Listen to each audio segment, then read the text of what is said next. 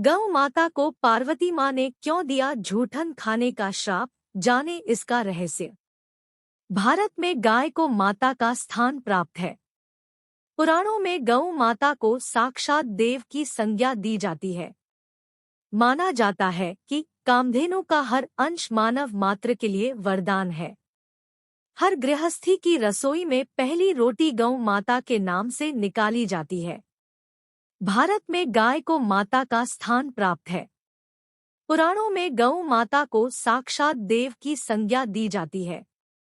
माना जाता है कि कामधेनु का हर अंश मानव मात्र के लिए वरदान है। हर गृहस्थी की रसोई में पहली रोटी गौ माता के नाम से निकाली जाती है।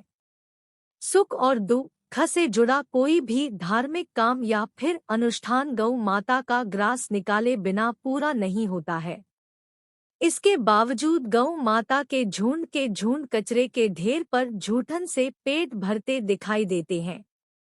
इसे देखकर मन में प्रश्न आना स्वाभाविक है कि आखिर गौ माता की आज ऐसी दुर्गति क्यों है। इस प्रश्न का उत्तर मां पार्वती के श्राप से जुड़ा है। एक बार की बात है जब भगवान शिव और मां पार्वती समुद्र के किनारे विहार के लिए गए।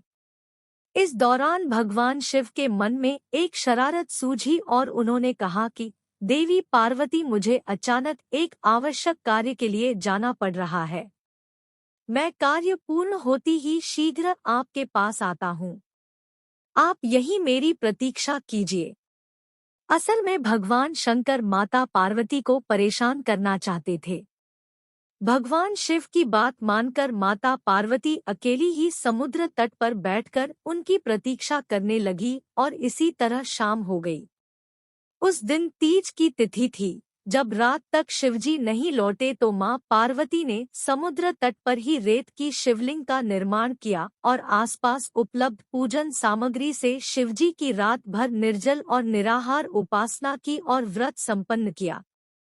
भगवान शिव वहां सूक्ष्म रूप में पहले से ही विराजमान थे और वो सभी गतिविधियों को निहार रहे थे।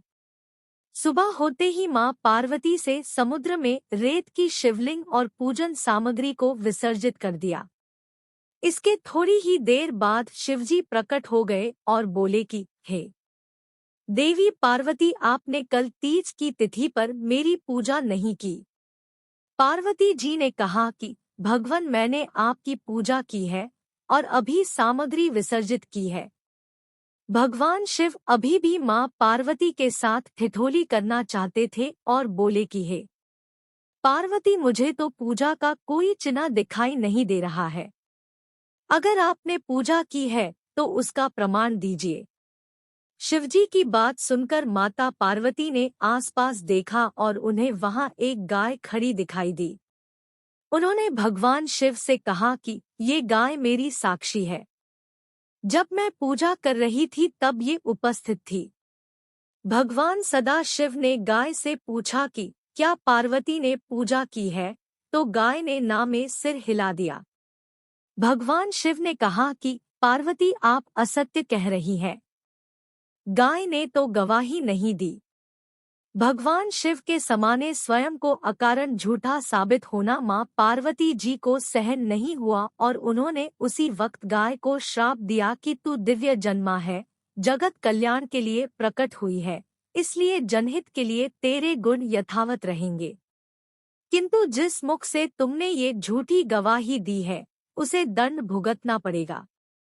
झूठ बोलने के कारण ही अब झूठन ही तेरा आहार होगा। इस तरह झूठ बोलने से गौ माता पार्वती देवी के क्रोध की भागीदार बनी और आज तक उनकी संतान अच्छा भोजन प्राप्त होने के बावजूद भी झूठन ही खाती है। आज के लिए बस इतना ही दोस्तों। आपको यह वीडियो पसंद आया है तो लाइक करेगा, दोस्तों को शेयर जरूर करिएगा, चैनल को सब्सक्राइब करके बेल आइकन को जरूर दबाइएगा ताकि आने वाला वीडियो आपको सबसे पहले मिले। दोस्तों, मिलते हैं अगले वीडियो में, तब तक के लिए गुड बाय और thanks for my watching video.